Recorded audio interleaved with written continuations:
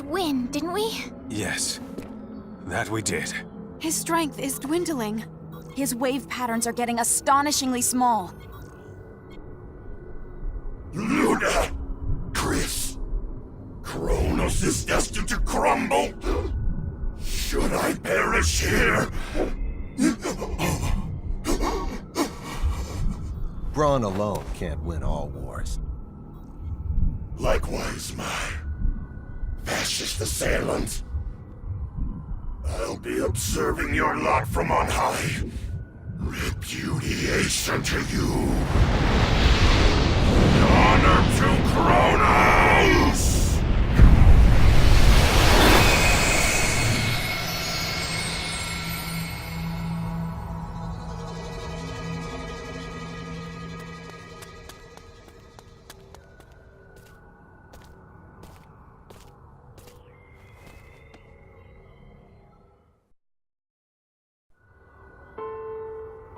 Fidel, thanks a lot.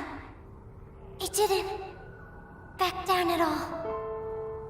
I did all I could. Me and Relia. Yeah. You prevailed. Promise you will. Look after my baby sister. I certainly do. Relia deserves a good life. A caring, maybe mentoring dad. Like Beryl was when I was young. Relia, I'm so sorry. What's more, I should thank you. My wish was answered due to your... grow up and be the joyous girl I couldn't. Varian, no! Don't be so sad. Since I'll be with you in your heart.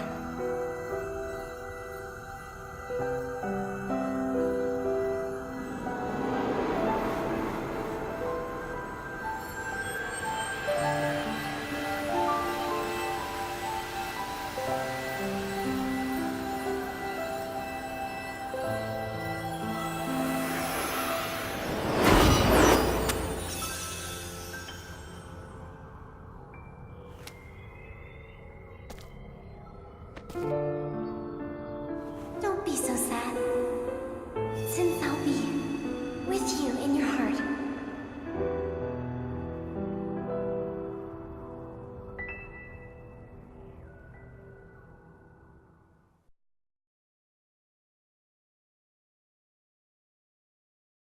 Captain's log. Space date, November 7, 537. Our mission in the Fate Creed system has concluded. With the death of its leader, General Alma, the rebellion collapsed in upon itself. As the coup d'etat ended in abject failure, the Kronos government was able to regain its authority. Days later, President Mutal declared that Kronos would join the Pan-Galactic Federation, thus swelling our ranks and leaving one fewer enemy. I have a feeling, however, that there will be repercussions from this incident that last for quite some time.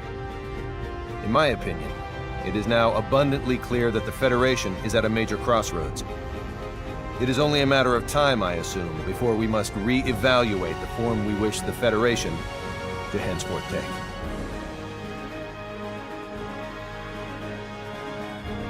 Kronos was officially inducted into the Pan-Galactic Federation, and while the Kronos incident that engendered the Alliance was certainly noteworthy, it was not the only seminal event of Space Date 537.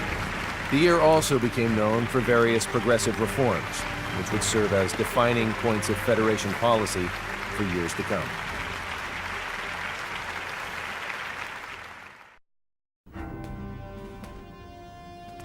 Faithlessness' fate regarding the Federation was officially decided today. Because the planet is not sufficiently civilized, it will not be recognized as a legitimate member of the Federation. As we influenced the planet to a great extent, though, it was designated a protectorate.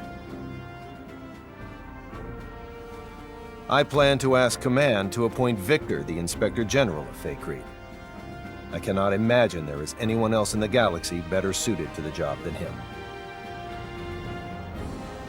Now that I mention one Faithlessian, I should probably record what happened to the rest. Everyone involved in the incident immigrated to Earth. After all they'd experienced of the outside world, we couldn't simply let them return to an underdeveloped planet. Besides, they unanimously decided to come of their own accord, which is what I was hoping for anyway.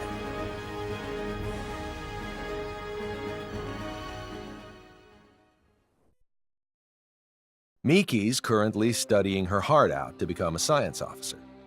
According to Anne, she's got a real knack for this sort of thing. Already understanding the basics of symbology doesn't hurt either. If there's anything that holds her back, though, it's reading and writing. You can't be too hard on her, as she didn't grow up with the Terran syllabary, but she still has a long road ahead of her. Victor was able to enlist in the Federation's military, and based upon his distinguished record, he was appointed as an instructor. Considering he's a citizen of an underdeveloped planet, this is a historic accomplishment for him. Personally, I'd like to see Command put him in charge of overseeing his home planet, but the decision ultimately rests with him. Thanks in part to an endorsement from Dr. Krupp, Fiore was accepted as a researcher in the newly built Symbological Genetics Laboratory on Moonbase. I say accepted, but the whole facility was basically established for her sake. Her knowledge surpasses even our own scientists in some areas, so I assume they're more than happy to take advantage of her genius. There's no way they won't make at least a few breakthroughs with her working on their team. All is quiet on the Anne front, as she continues to work as a science officer aboard the Charles D. Gold. Her looks are what sealed the deal for me when hiring her, but I'll be damned if she isn't one capable science officer. Once I'm finally given my new assignment, I won't hesitate to bring her along. As for me, the myriad and valiant deeds I performed in quelling the Kronos Rebellion earned me a promotion. Nothing's official yet, but word around the water cooler is that I'll become an admiral. To think, me, with my own fleet. What's more, the ship they'll assign me won't be any ordinary one. It'll supposedly be equipped with some rather snazzy technology, of an experimental and gravitic warp kind.